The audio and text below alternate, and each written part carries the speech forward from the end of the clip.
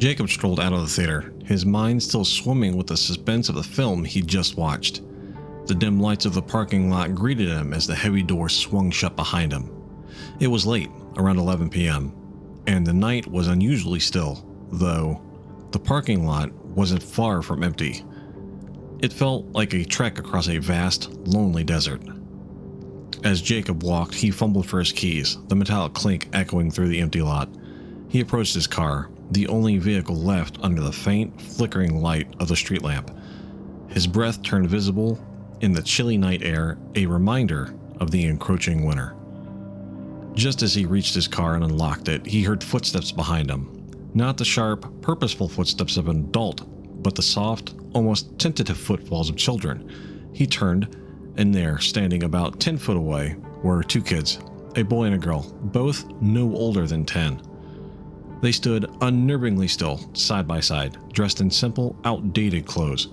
The boy in his gray hoodie, and a girl in a plain dress, both looking impossibly clean for how late it was.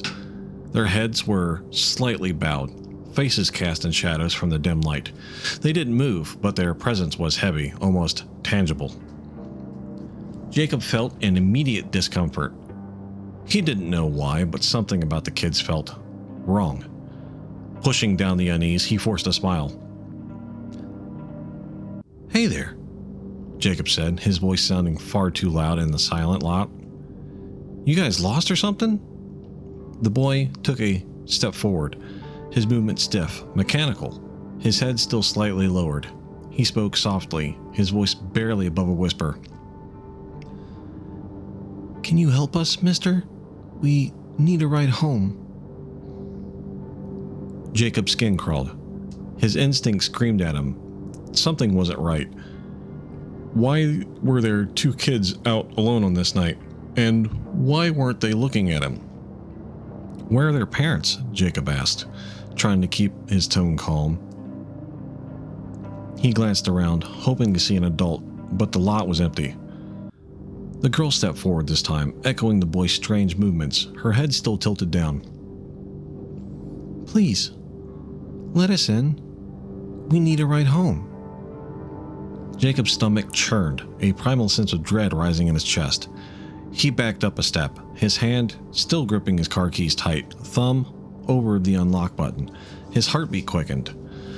"I don't think I can do that, kids," he said, his voice wavering. "It's late. Maybe we can find a security guard or just let us in." The boy's voice was firmer, but he didn't sound like a child. It was hollow, emotionless, like a rehearsal line. They still hadn't looked him in the eye. Jacob's pulse pounded in his ears. A cold sweat broke out across his forehead. Something was seriously wrong. He instinctively took another step back, his feet shuffling against the gravel. Then the girl spoke again, her voice an eerie whisper. "We can't come in unless you invite us." Jacob's hand trembled. What did she mean by that? He swallowed hard, fighting the growing panic that threatened to seize his body. "No," he blurted, louder than he intended. I can't help you. You need to go home." The children didn't move. They didn't argue. They didn't shout or cry like normal kids might when denied something. Instead, they simply stood there, heads slightly bowed, hands at their sides. The boy took one more slow, deliberate step toward him, and that's when Jacob noticed it. Their eyes. He hadn't realized it before, maybe because they were always looking slightly down, but now, as the boy's face tilted ever so slightly in the light, Jacob saw it. Their eyes were completely black. Not just dark brown or just shadowed from the dim light, but pitch black. No whites, no pupils, just endless, empty voids where their eyes should be. Jacob's blood ran cold, and his body seized with terror. Every fiber of his being screamed at him to run away, to get away, to never look back. Fumbling with his car keys, he turned, his hands shaking as he finally got the door open. Without glancing back, he threw himself into the driver's seat, slammed the door shut, jammed the key in the ignition. The engine sputtered to life, and in panic, Jacob looked in the rearview mirror. The children were standing there, unmoving, staring at the car. Even though they weren't looking directly at him, he could feel their gaze, feel the weight of their presence pressing down on him. He hit the gas, speeding out of the lot and onto the road, his hands gripping the steering wheel so tightly his knuckles turned white. His heart raced as he drove through the empty streets, glancing in the mirror.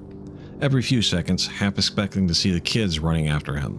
But they didn't. They never chased him. Yet, the sense of dread followed him home, sticking to him like a thick, suffocating fog.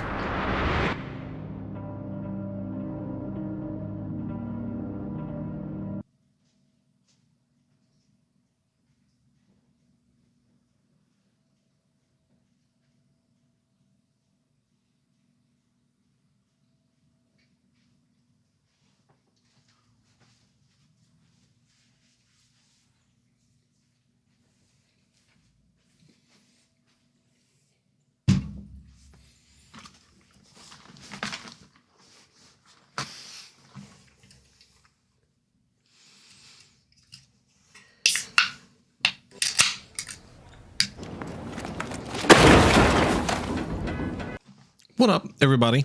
Welcome back to the channel, or if it's your first time here, welcome to the channel. My name is Stone Rock.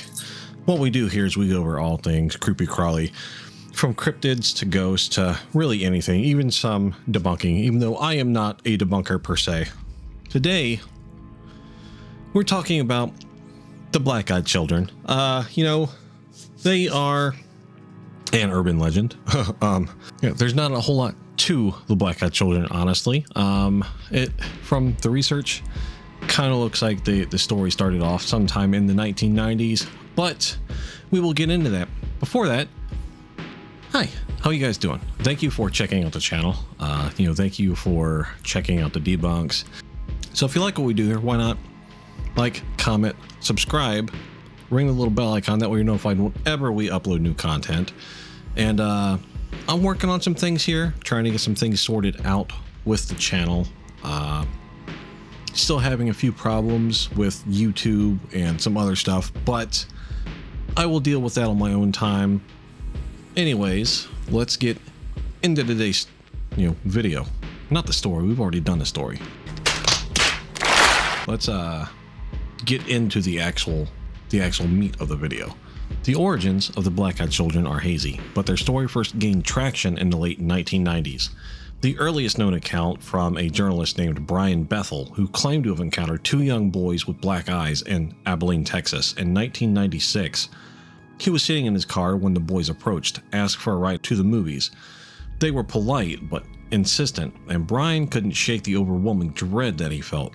Then he noticed their eyes, completely black, void of life. Bethel's story was so compelling it sparked a wave of similar reports. The legend of the Black-Eyed Children was born.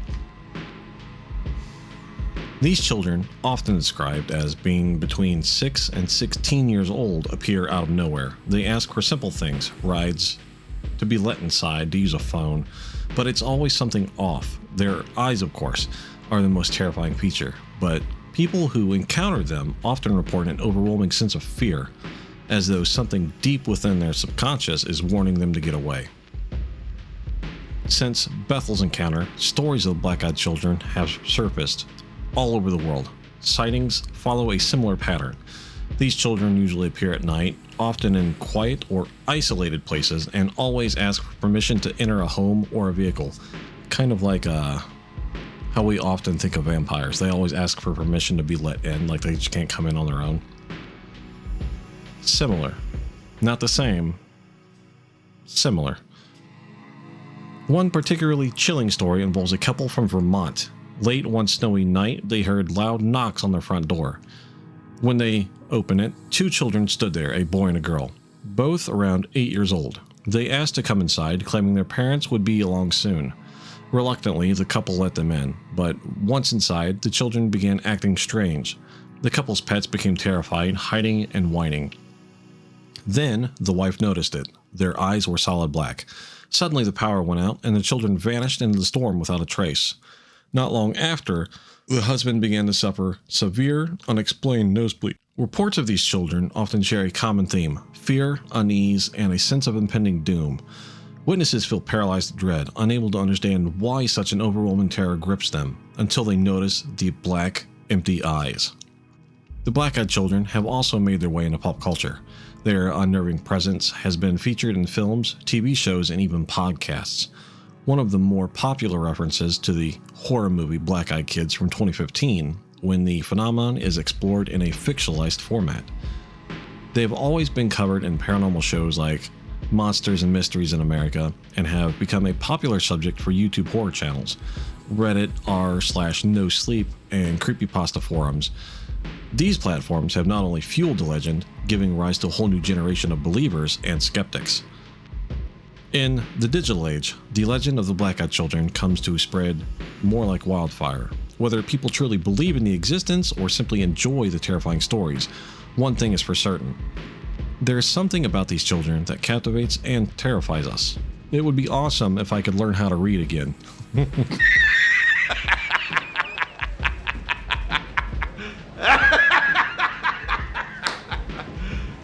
You serious? So, what are the black-eyed children?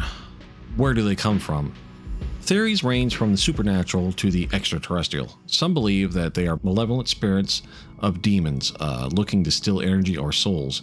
Others claim that they are a form of alien-human hybrid, perhaps an experiment gone wrong. Then, there are those who believe that the black-eyed children are omens, harbingers of illness, death, or misfortune.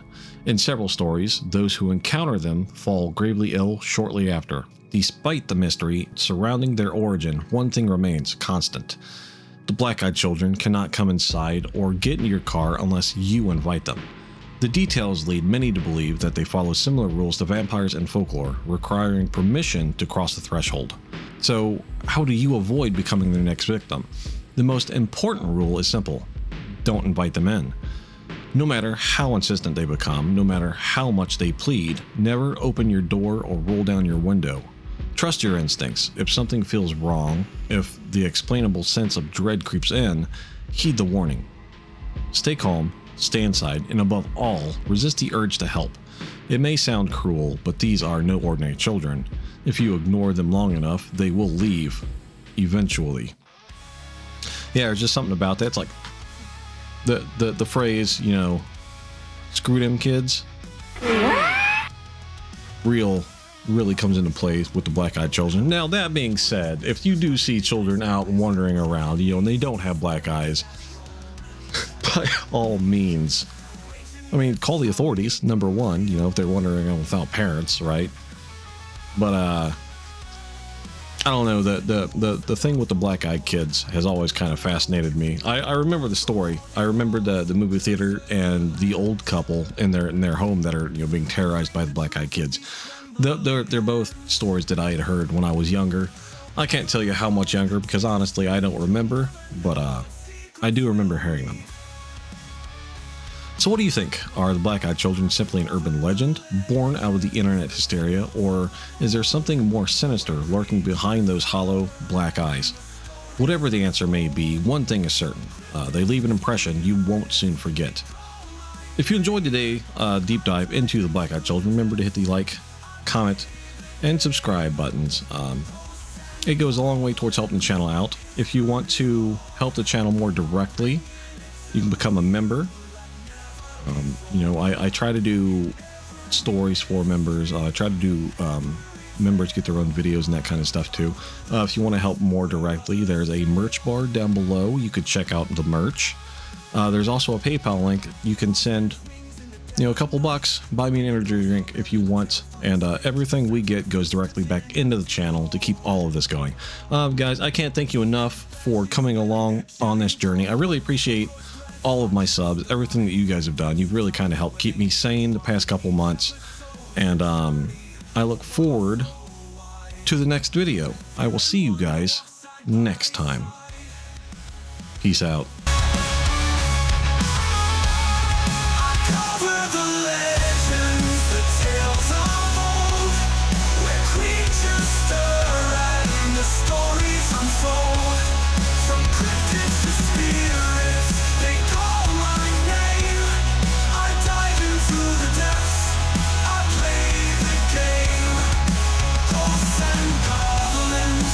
History's